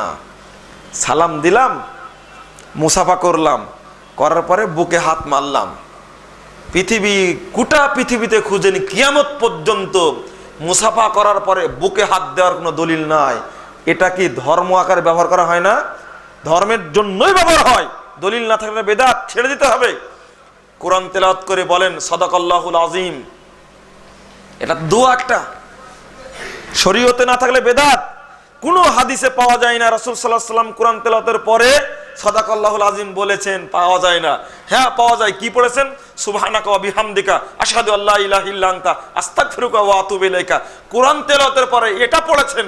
বাংলাদেশের প্রত্যেকটা টিভি চ্যানেলকে এটা পড়তে হবে, প্রত্যেক হাফেজকে কোরআন তেলাওয়াতের পরে এটাই পড়তে হবে। আল্লাহ নবী এটা পড়েছেন। নাসাই খুলুন, আমালুল ইয়াউমি ওয়াল লাইলা গ্রন্থের 308 নম্বর হাদিসটা খুলুন। আয়েশা রাদিয়াল্লাহু আনহা বলছেন আল্লাহর নবী কোরআন তেলাওয়াতের পরে এই দোয়া পড়তেন। আমি ওইটা পড়ি। সাদাকাল্লাহুল আযীম মানুষ তৈরি করেছে, ঈদ মুবারক মানুষ তৈরি করেছে। ঈদ মুবারক কেন বলছিলাম? আমরা তো গোটা দেশের মানুষই বলছি। এখন শাশুড়ি জামাইকে ফোন দেয়, ঈদ মুবারক দেয়। আপনারাও বলেন ঈদ মুবারক বন্ধুদেরকে নিয়ে। আজ থেকে 50 বছর আগে ছিল কি ঈদ মুবারক? তৈরি করলে কে? আজকে তো আপনাকে সাক্ষী পাচ্ছি 50 বছর বয়সী আপনাকে বলছি 50 বছর আগে ছিল না। কিন্তু আর 50 বছর আগে যদি বলে কোনো আলেম ঈদ মোবারক বলা চলবে না, ওর মাথাও থাকবে না, মাথার চুলও থাকবে না, তখন বলবে কি জানেন? হাদিসে না থাকলে এমনি চালু হয়েছে। দাপটি আলাদা। আজকে তো সাক্ষী পাচ্ছি 50 বছর আগে ছিল না, এখন চালু হয়েছে। বরং ঈদের সময় বলতে হবে কি তাকাব্বালাল্লাহু মিন্না ওয়া মিনকা। এটা সাহাবীরা বলতেন পরস্পরে। হাদিস তো সহিহ। ফতুল বারি খুলুন আপনি, 2 নম্বর খণ্ডের 567 পৃষ্ঠার মধ্যে এই হাদিসটি নিয়ে আসছেন। সাহাবা একরাম পরস্পরে দেখা হলে বলতেন তাকাব্বালাল্লাহু মিন্না ওয়া মিনকা। আল্লাহ রাব্বুল আলামিন তোমার পক্ষ থেকে আমার পক্ষ থেকে দিনটাকে কবুল করে নি। কি সুন্দর দোয়া একটা। আপনি এটা বলেন। আপনারা দোয়া চালিয়ে বলেন ফি আমানিল্লাহ, বলেন না? এটা তো শরীয়ত, এক একটা দলিল নেই, কিন্তু শরীয়ত হয়ে গেছে। কি শরীয়ত হয়ে যায়নি এটা? যেন দোয়া চাইলে এই যে দোয়া পড়তে হয় তা সেটা হলো কি ফি আমানিল্লাহ, এটা হয়ে গেছে না। ফি আমানিল্লাহ দোয়া কোথায় পেলাম? এটা দোয়া আকারে তৈরি হয়ে গেছে। সবাই বলে, আলেম, হুজুর, মুফতি, পীর, মাশায়েখ সবাই বলে ফি আমানিল্লাহ। কোনো দলিল নাই। আপনাদের শুনলে একটু আশ্চর্য হতে হয়, আপনি বিস্মিত হতে পারেন, তবে একটু খুঁজে দেখুন না, পাওয়া যাবে না। আরো অসংখ্য বিষয় আছে সমাজে চলছে, দলিল নাই, শরীয়তের নামে চলছে। টঙ্গীর মাঠে যে মুনাজাতটা হয়, আখেরি মুনাজাত, এটা শরীয়ত মনে করে করা হয় না? অবশ্যই। না হলে প্রধানমন্ত্রী তার দপ্তর থেকে হাত তুলবেন কেন টিভিতে? কাকে বুঝাবেন আপনি?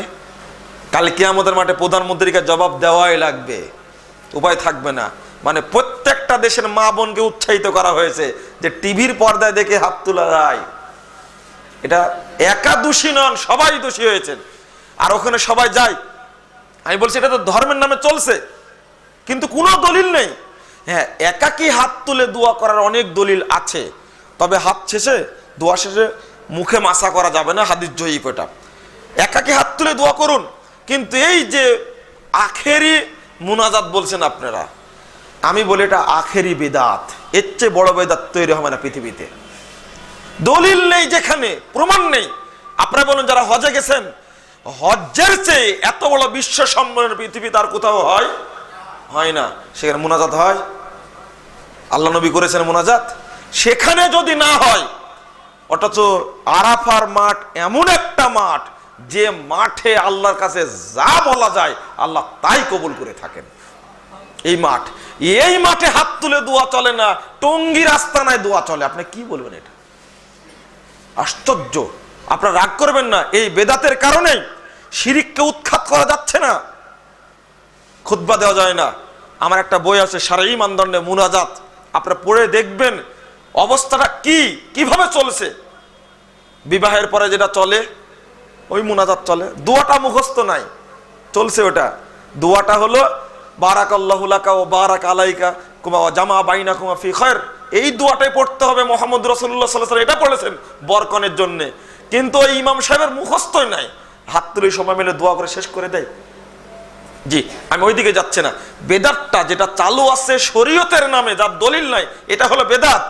এইগুলো বেদাত না বলে ঠেকানোর জন্য বলছে মোবাইল তো বেদাত, হুজুর কেন ব্যবহার করছে। আজকে বক্তব্য দিচ্ছি আমি, আমার বক্তব্য যারা শুনবে তারাই বলবে দেখছি হাতে রেকর্ডার, আবার বলছে বেদাতের বিরুদ্ধে বক্তব্য দিচ্ছে। মানে বেদাতটা বুঝেন না, উনি নিজে খেয়াল করেননি যে আমি নিজেও বেদাত, এটা খেয়াল করেননি। হ্যাঁ, শরীয়তের চোখে যেটা বেদাত যদি আপনি করেন তার ফলাফলটা কি হবে? ফলাফল অত্যন্ত জঘন্য হবে।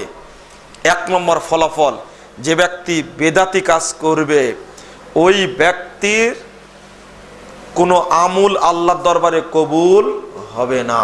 সহিহ বুখারীর হাদিস 351 পৃষ্ঠা খুলুন, মান আহদাসা ফি আমরিনা হাদা মা লাইসা মিনহু ফাহুয়া রাদ্দ। যে ব্যক্তি শরীয়তের মধ্যে নতুন কাজ করবে ওই ব্যক্তির পক্ষ থেকে গ্রহণ করা হবে না, প্রত্যাখ্যাত চলবে না। 2 নম্বর, কোনো কাজ যদি করেন, নতুন কাজ যদি করতে চান, তাহলে প্রমাণিত হলো শরীয়ত তাহলে অসম্পূর্ণ। শরীয়ত পূর্ণ, আল ইয়াউমা আকমালতু লাকুম দীনাকুম ওয়া আতমামতু আলাইকুম নি'মাতি ওয়া রাদিতু লাকুমুল ইসলাম দীনা। আল্লাহর আয়াত নাজিল হলো মুহাম্মদ সাল্লাল্লাহু আলাইহি ওয়াসাল্লামের উপরে, আজকের দিনে ইসলামকে পরিপূর্ণ করে দিলাম। অর্থাৎ একটা গ্লাস, এই পানি ভর্তি একটা গ্লাস আপনার সামনে রাখা হলো, এই গ্লাসের মধ্যে কিছু ঢোকানো যাবে? যদি ঢোকানো হয় তাহলে পানি পড়ে যাবে, না যেটা ঢোকাচ্ছেন ওইটা পড়ে যাবে? পানি পড়ে যাবে। এর চেয়ে ভালো করে বুঝ দিতে পারবো না। হাসান বিন আতিয়া বলেছেন, 98 নম্বর হাদিস দারমি বলেছেন, মাবতাদা কওমুন বিদআতান ইল্লা নাজাআল্লাহু মিসলাহা সুন্নাতাহুম। যখন কোনো জাতি একটা নতুন বেদাত তৈরি করে, ওই স্থান থেকে আল্লাহ রাব্বুল আলামিন ওই সমপরিমাণ সুন্নাতকে উঠিয়ে নেন। তাহলে 1 নম্বর, আমার ইবাদত আমল কবুল হবে না। 2 নম্বরটা হলো আমি শরীয়তকে মিথ্যারোপ করলাম। 3 নম্বরটা হলো আমি একটা সুন্নাতকে সেখান থেকে কি করলাম? উৎখাত করলাম। দেখেন, যখনই আপনি 2 হাতে মুসাফা করতে যাবেন তখন কিন্তু 1 হাতে মুসাফা করার দলিল কি হয়ে যাবে? আমলটা উঠে যাবে। যখনই জালসায় দাঁড়িয়ে বলবেন বালাগাল উলা বি কামালিহি কাশাফাত দুজা বি জামালিহি হাসনাত জামিউ খিসালিহি, এই দোয়া যখন পড়বেন তখন দরুদে ইব্রাহিম যাবে না? ওই জায়গায় যাবে না। যখন আপনি 15 শাবান সিয়াম পালন করবেন, রাসূলের সুন্নাত শাবানের 1 তারিখ থেকে 15 তারিখ পর্যন্ত সিয়াম রাখার সুন্নাত চলে যাবে, চলে গেছেও বাংলাদেশ থেকে, নাই। শুধু একটা নয়, যখন আপনি তারাবি 20 রাকাত পড়বেন, 8 রাকাতের আমল শেষ, আর থাকবে না। কতটা নেবেন আপনি? যেখানে বেদাত চালু হয়েছে সেখান থেকে আল্লাহ কি করেছে? সুন্নাতকে উঠে নিয়েছেন। লা ইউঈদুহা ইয়াউমাল কিয়ামা ইলা ইয়াউমিল কিয়ামা, কিয়ামত পর্যন্ত এই সুন্নাতকে আর ফেরত দিবেন না যতদিন বেদাতটা টিকে থাকবে। জি, আপনাদের বলছিলাম আরেকটা গুরুত্বপূর্ণ জিনিস, আপনি অনেক আমল করলেন, শিরিকও করলেন, বেদাতও করলেন, ভালো আমলও করলেন। আপনি মনে করছেন অনেক আমল করেছি, দান সাদকা, টাকা পয়সা, মসজিদ মাদ্রাসা, এত কিছু করেছি, মানে আল্লাহকে আমাকে মুক্তি দিবেন। সাথে কিন্তু বেদাতও করে গেছেন। যখনই বলেছে ইয়া নবী সালাম আলাইকা, তখন আপনি উঠে দাঁড়িয়ে গেলেন। মনে করেন একটা বেদাত কাজ করেছেন, ঈদে মিলাদুন নবী করেছেন, অনেক বেদাত কাজ করেছেন, আর তার সাথে সাথে সালাত আদায় করেছেন, সিয়াম পালন করেছেন, সাদাকা করেছেন, অনেক কিছুই করেছেন আপনি। কিন্তু কাল কিয়ামতের মাঠে কি পাবেন আপনি? সহিহ মুসলিমের হাদিসটা খুলুন, 441 পৃষ্ঠা হাদিসটি বর্ণিত হয়েছে। রাসূলুল্লাহ সাল্লাল্লাহু আলাইহি ওয়াসাল্লাম বলেছেন, মান আহদাসা আও আওয়া মুহদিসান, কেউ যদি বেদাতি কাজ করে অথবা বেদাতিকে আশ্রয় দান করে, আমি বেদাতি, আপনারা আমাকে দাওয়াত দিয়ে নিয়ে এসেছেন, এটা অপরাধ করেছেন আপনারা। যদি এই অপরাধ কেউ করে থাকেন, আল্লাহ নবী বলেছেন মান আহদাসা আও মুহদিসান, যদি কেউ ভুয়া আমল করে যার কোনো ভিত্তি নেই, আমল যদি কেউ করে অথবা এই ধরনের আমলকারীকে যদি কেউ আশ্রয় দেয়, সম্মান করে, নিয়ে আসে, লা ইয়াকবালুল্লাহু তাআলা ইয়াউমাল কিয়ামাতি সরফান ওয়ালা আদলা, কাল কিয়ামতের মাঠে আল্লাহ রাব্বুল আলামিন ওই ব্যক্তির কোনো ফরজ ইবাদত কবুল করবেন না, কোনো নফল ইবাদত কবুল করবেন না। হাদিস যে সহিহ মুসলিমের, আপনি যাবেন কোথায়?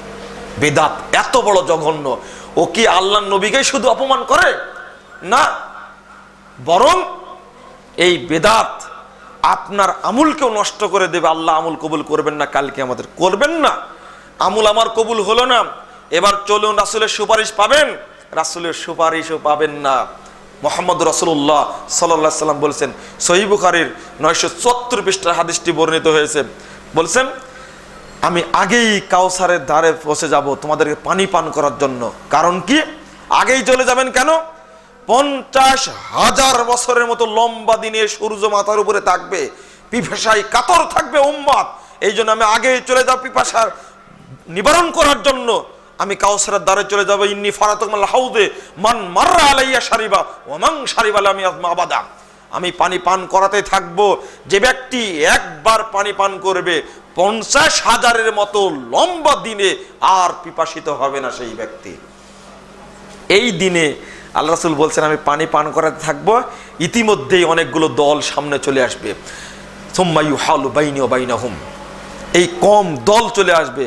বাংলাদেশে বহু দল নেই, সব বিদাতি দল। আল্লাহ রাসূল বলছেন লাইয়াদান্না আলাইয়া আকওয়াম, অনেকগুলো দল আমার সামনে আসবে, আমি তাদেরকে চিনতে পারবো, তারাও আমাকে চিনতে পারবে। ইতিমধ্যেই একটা আড় সৃষ্টি করা হবে, দেওয়াল প্রাচীর সৃষ্টি করা হবে। তখন আল্লাহ নবী বলছেন আমি বলবো ইন্নাহুম মিন্নি, এরা আমার উম্মত, আমি তাদেরকে পানি পান করাবো।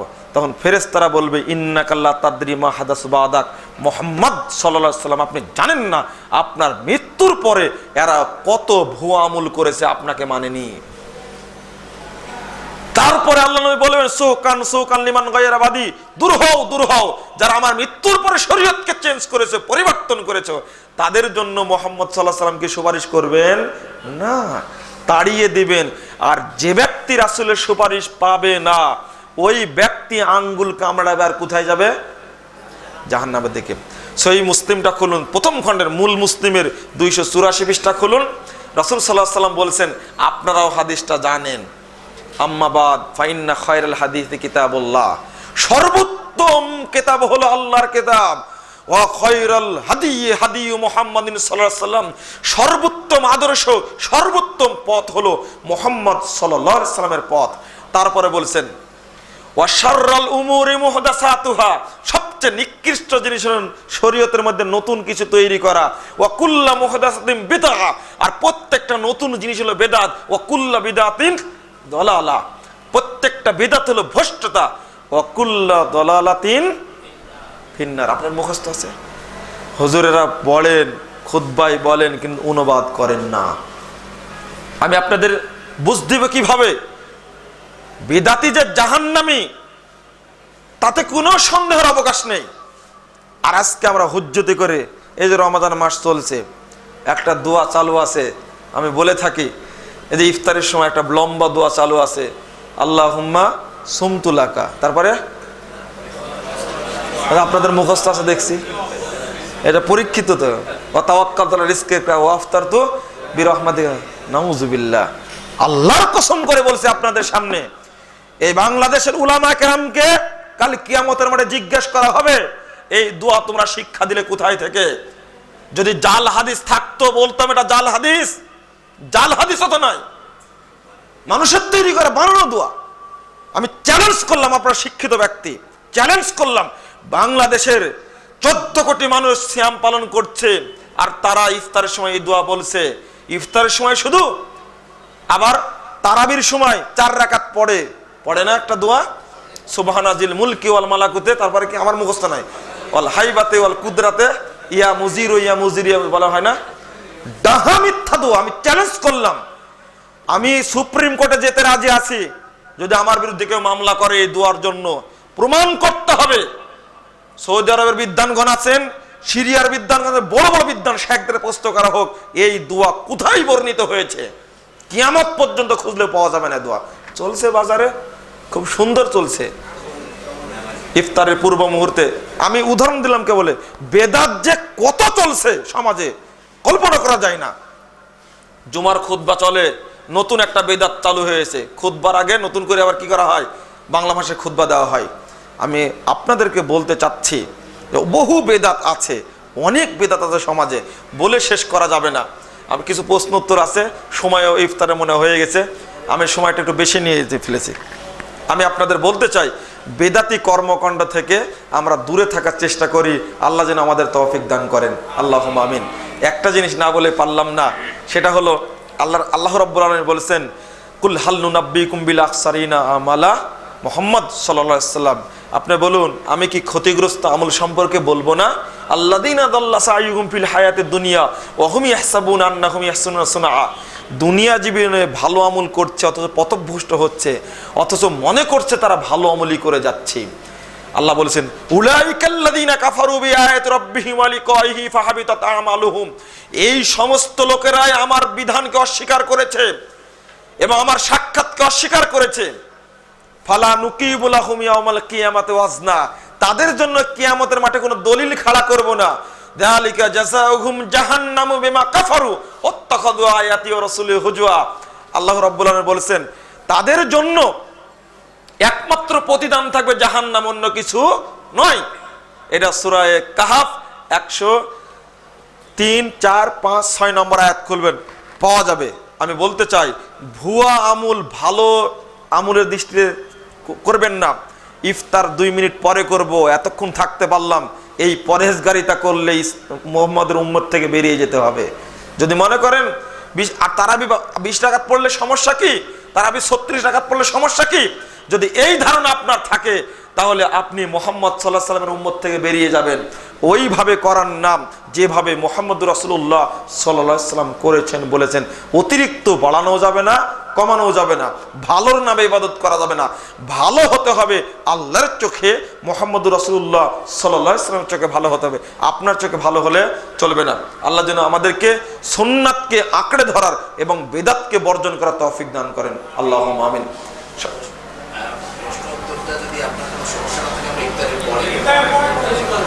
আপনারা তো থাকবেন না, চলে যান।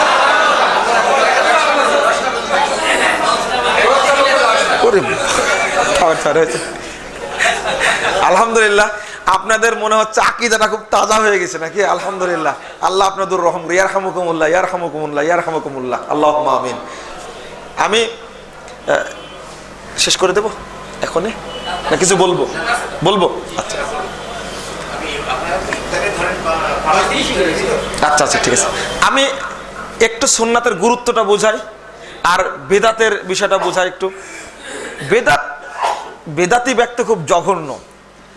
ইমাম বুখারী রাহিমাহুল্লাহ বলছেন, বেদাতি চোর, ডাকাত, মদখোর, জিনাকারের চেয়েও খারাপ। উদাহরণ দিচ্ছেন উনি, যে চোর চুরি করে খারাপ মনে করে, ব্যভিচারিণী ব্যক্তি ব্যভিচার করে খারাপ মনে করে, ও খারাপ মনে করে তওবা করার সুযোগ পায়। কিন্তু যে ব্যক্তি ভালো আমল করছে ও তওবা করার সুযোগ পায় না, কোনোদিন পায় না। এই মুনাজাত করছে কোনো ব্যক্তি, এ কি খারাপ মনে করে? এটাই তো বলবে। গ্রামে গঞ্জে গিয়ে বলেন, আপনি বলবে যে দোয়া করা কি খারাপ? কিভাবে বুঝাবেন? মাগরিবের সালাতের পরে একটানা 6 রাকাত সালাত আদায় করবে। যদি বলেন, চাচা এই সালাত আদায় করা যাবে না, হ্যাঁ সালাত আদায় করতে নিষেধ করে, এরা ইসলামের শত্রু, কি বলবেন? 14 গোষ্ঠী করছে। এটা কিছু প্রশ্ন আসে, ওই বক্তব্যটা আমার সমাজ সংস্কারের বক্তব্যে আমার আলোচনা বিস্তারিত আছে। একটু চিন্তা করুন, সালাত আদায় করছে, ঠিক এরকম একটা ঘটনা দারামির মধ্যে 404 পৃষ্ঠায় মুকাদ্দামার মধ্যে একটি আসার বর্ণিত হয়েছে। সাইদ ইবনে মুসাইয়িবের নাম শুনেছেন আপনারা, একজন তাবী বিদ্বান, বড় বিদ্বান। তিনি একজন ব্যক্তি একদিন মসজিদ দেখলেন, ইসল্লি রাকাতাইন, 2 রাকাত সালাত আদায় করছে, বাদাল ফজরে, বাদাল রাকাতাইন, ফজরের 2 রাকাত সালাতের পরে আরো 2 রাকাত পড়ছে। ফজর সালাতের পরে আর কোনো সালাত পড়া যাবে? যাই, তো পড়ছে ওই ব্যক্তি। তখন বলেছেন, এই তুমি সালাত আদায় করছো কেন? তখন ওই ব্যক্তি উল্টা বলছেন কি জানেন? আইয়ুআযিবুনাল্লাহু আলাস সালাহ, হে আবু মোহাম্মদ, তুমি আমাকে সালাত আদায় করতে নিষেধ করছো কেন? আল্লাহ কি সালাত আদায় করার কারণে আমাকে শাস্তি দিবেন? আপনাদের কি মনে হয় উত্তরটা কি হতে পারে? সালাত আদায় করছেন ওই ব্যক্তি, সাঈদ ইবনে মুসাইয়্যিব তাকে কি করছেন, বাধা দিচ্ছেন, তুমি এখন সালাত আদায় করো কেন? তখন ওই ব্যক্তি যৌক্তিক কথা বলছে, আমি সালাত পড়ছি আর আল্লাহ আমাকে শাস্তি দিবেন সালাতের কারণে? আপনি কি বলেন? এত বড় একটা মুহাদ্দিস। তখন তিনি একটা দারুণ জবাব দিলেন এই,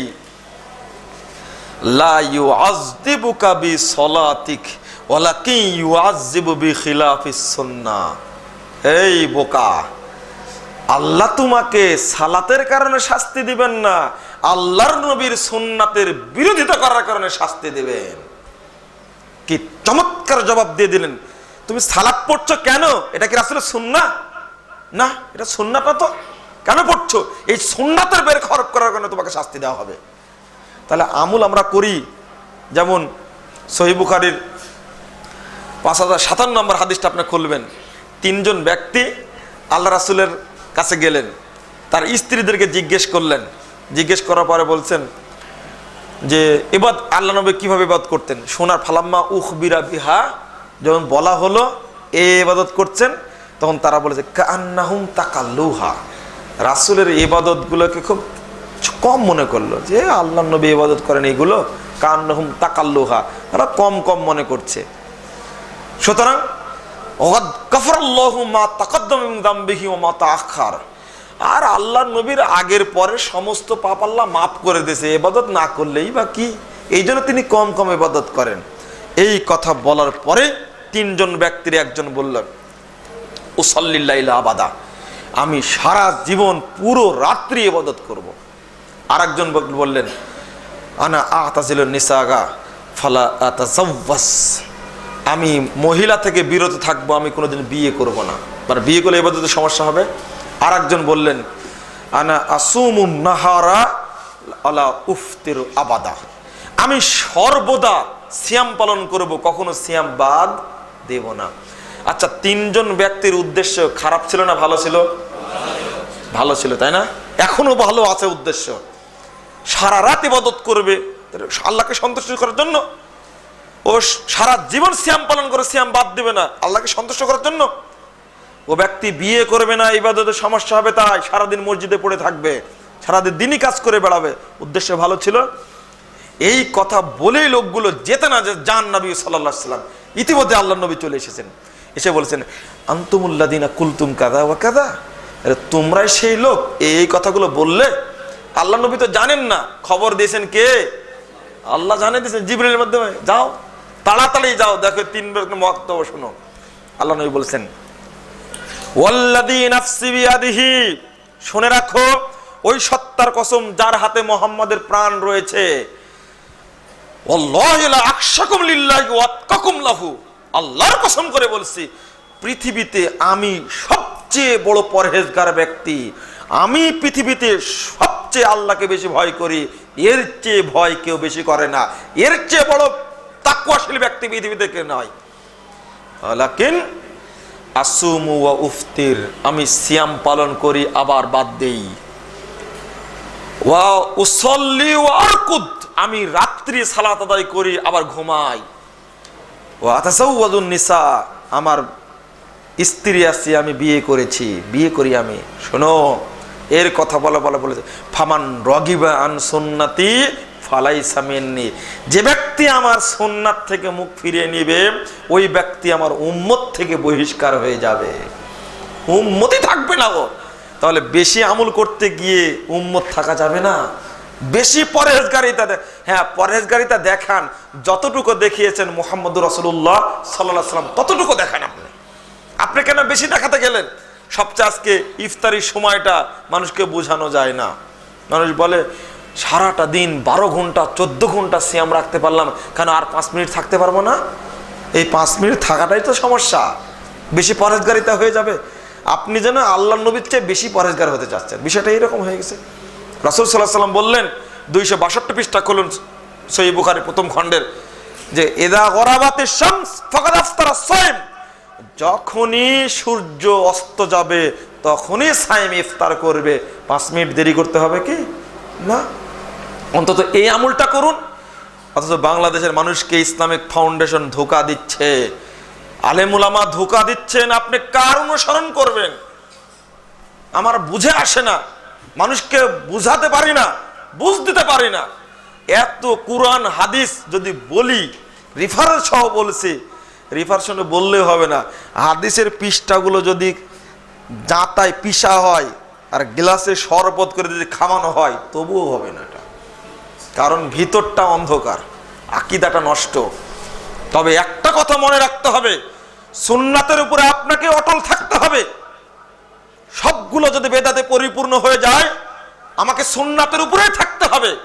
একটা হাদিস শুনিয়ে দিই, মারওয়ান শাসকরা সবচেয়ে অবাধ্য হয়। মারওয়ান ঈদগাহে গেছেন, শাসক মানুষ, আবু সাইদ খুদরি বেঁচে আছেন। মারওয়ান বলছেন যে আগে খুতবা হবে, তারপরে ঈদের সালাত হবে। 2090 নম্বর হাদিস সহিহ মুসলিমে আসছে, 1452 নম্বর হাদিস মিশকাতের মধ্যে হাদিসটা আসছে, দেখবেন আপনারা। মারওয়ান বলছেন খুতবা আগে হবে, কেন জানেন? রাজনৈতিক ব্যক্তিদের কথা মানুষ শুনে না, তাই মানে সালাত আদায় করলে মানুষ তো চলে যাবে, এই জন্য কি করছে আগে খুতবা। ঈদের সালাতে খুতবা আগে না সালাত আগে? আগে সালাত। মারওয়ান বলছেন যে না, আগে খুতবা তারপরে সালাত। তখন আবু সাইদ খুদরি বলছেন যে না, আগে সালাত তারপরে খুতবা। তখন ধমক দিয়ে বলেছেন অকাত্তরিকা মিম্মা তালাম, আরে আবু সাইদ আপনি যা জানেন সেটা এখন চলবে না, এই যুগে চলবে না, বাদ দেন আপনি। তখন আবু সাইদ খুদরি বলছেন ওয়াল্লাযী নাফসি বিয়াদিহি, আল্লাহর কসম করে বলছি, লা তাতুনা বিখাইরিন মিম্মা আলাম, আমি যা জানি তাতে তোমরা কল্যাণ সফল হতে পারবে না, আমি যা জানি তার সফল হতে পারবে না, আমি যা জানি সফল হতে পারবে না। সুম্মান সারাফা, তুমি ঈদ পড়ো আমি গেলাম। আবু সাইদ মারওয়ানের ধমক শুনে বেদাতকে মেনে নিলেন না, বরং ঈদগাহ ছাড়লেন, তিনি চলে গেলেন আমি সালাত পড়বো না, আমি সুন্নাত অনুযায়ী ঈদের সালাত আদায় করবো। সাধারণ একটা সুন্নাত, আপনি চিন্তা করুন, একটিবার চিন্তা করুন। আর আজকে সবচেয়ে বড় কথা, আজকে হাদিস বললাম, কালকে আপনি অথবা রাত্রে টিভিতে শুনবেন বাইতুল মুকাররমের ইমাম একটা কথা বলছে, দলিল নাই, এমনি বলছে। ওই যে নুরুল ইসলাম ফারুকি চ্যানেল আয়ে বলবে 5 লাখ টাকা নিয়ে বসে আছে আমি, বলবেন উনি, কোনো দলিল নেই। মাজার পূজা, কবর পূজা প্রমাণ দিবেন, মাই টিভিতে প্রমাণ দিবেন। আমি খোলাই বলছি, আপনারা ধোঁকার মধ্যে পড়ছেন, দলিল পাবেন না। আমি আজকে হাদিস বললাম রাসূলের, এইটা কানে ঢুকলো না, ফারুকির কথা ঠিকই ঢুকবে, চ্যানেল আয়ের কথা ঠিকই ঢুকবে, পিস টিভির কথা কানে ঢুকে না, চ্যানেল আইটা ঢুকে। অথচ পিস টিভি জাকির নায়েককে যখন হাজার হাজার হিন্দু মুসলিম হচ্ছে, ইহুদি যখন মুসলিম হচ্ছে, তখন হাত তালি দিচ্ছেন, হচ্ছে বেটা এতদিন তুই কোথায় ছিলি রে, তাই না? আর যখন বললো জাকির নায়েক বুকের উপরে হাত বেঁধে সালাত আদায় করতে হবে, রফল আদান করতে হবে, জোরে আমিন বলতে হবে, আল্লাহ আরশে সমন্বিত, আল্লাহ সর্বত্র বিরাজমান নন, এই কথা বলা মাত্র স্যান্ডেল তুলে টিভির কাছে যায় আর বলে যে মার শালাকে, মুরতাদ হয়ে গেছে। কথা বুঝতে পারেননি? এটা হলো নীতি আমাদের, ওইটা না। আপনি আমি বিভ্রান্ত হব, ঘটনা ঘটছে, এই ঘটনাই ঘটেছে চোখের সামনে। যখনই বলছে জাকির নায়েক এই কথাগুলো, সহি কথাগুলো বলছে, তখনই একবারে চলে গেছে, স্যান্ডেল তুলে জাকির নায়েককে মারতে গেছে। চিন্তা করুন, গোটা উলামায়ে কেরাম আজকে তার বিরুদ্ধে। আপনাদের বলে ধোঁকা খাবেন না, একমাত্র জিনিস মনে করবেন, কারো নাম চলবে না। লাকাদ কানা লাকুম ফি রাসূলিল্লাহি উসওয়াতুন হাসানা, সর্বোত্তম আদর্শ নিহিত রয়েছে কার মধ্যে? আল্লাহ রাসূলের মধ্যে। লেখা আছে নাকি লাকাদ কানা লাকুম ফি অমুক পীরের মধ্যে আছে নাকি লেখা আছে উসওয়াতুন হাসানা? কার মধ্যে আছে? মুহাম্মদ সাল্লাল্লাহু আলাইহি ওয়াসাল্লামের মধ্যে আছে। আমি আর একটা উদাহরণ পেশ করি, যে দেখেন আবু সাইদ খুদরির মতো হতে হবে। আজকে জাতীয় ঈদগাহে দেখেন এখন থেকে কাজ শুরু করেছে, সামিয়ানা টানানো, তাই না? ঈদ মাঠ খোলা থাকতে হবে, সরকার খোলা চলো, ফ্যান দিচ্ছে না, চলবে না। সরকার সুন্নাতের বিরোধিতা করবে, যুগ যুগ ধরে মারওয়ান থাকবে, ইনশাআল্লাহ যুগ যুগ ধরে আবু সাইদ খুদরিও থাকবে। আপনারা কি মারওয়ানের মতন হবেন না আবু সাইদ খুদরির মতন হবেন? খুদরির মতো হতে হবে, নাহলে সুন্নাত থাকবে না। এই সুন্নাতকে টিকে আপনাদেরকে রাখতে হবে। কেউ রাখবে না, এক শ্রেণী মানুষই রাখবে। ইবনে ওমর রাদিয়াল্লাহু আনহু যাচ্ছেন, মসজিদে ঢুকে পড়েছেন। দেখুন ছোট্ট একটা জিনিস, এটা 538 নম্বর হাদিস আবু দাউদের মধ্যে।